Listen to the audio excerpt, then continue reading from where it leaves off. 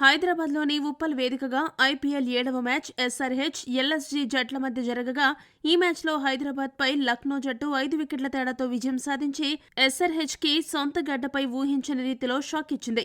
గత సీజన్ ఐపీఎల్లో హైదరాబాద్ చేతిలో ఎదురైన దారుణ ఓటమికి లక్నో గట్టిగా ప్రతీకారం తీర్చుకుంది. లక్నో బౌలర్లు తేలిపోతారనుకుంటే హైదరాబాద్ బౌలర్లు పూర్ పర్ఫార్మెన్స్ ఇచ్చారు. ఉప్పల్లో కొడితే తుప్పల్లో పడ్డం ఖాయం. ఈరోజు హైదరాబాద్ 300 లోడింగ్ పక్కా అంటూ మ్యాచ్కి ముందు తెగ హైప్ క్రియేట్ అయింది. సీన్ కట్ చేస్తే ఈరోజు మ్యాచ్లో హైదరాబాద్ జట్టు కనీసం 200 పరుగుల స్కోర్ కూడా చేయలేకపోయింది.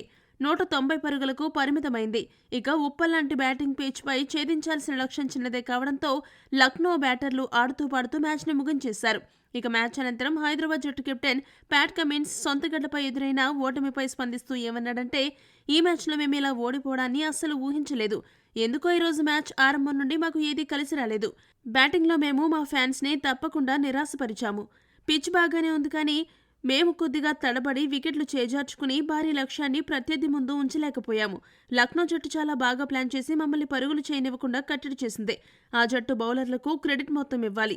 శార్దుల్ ఠాకూర్ పవర్ ప్లేలో మా జట్టు ప్రధాన బ్యాటర్లు అభిషేక్, ఇషాన్ కిషన్ ని అవుట్ చేసి మమ్మల్ని ఇబ్బందికి గురిచేశాడు.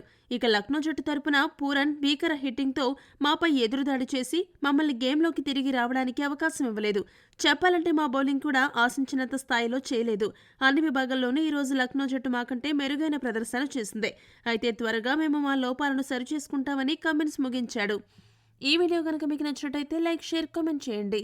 మరిన్ని స్పోర్ట్స్ అప్డేట్స్ కోసం మా ఛానల్ను సబ్స్క్రైబ్ చేసుకోండి.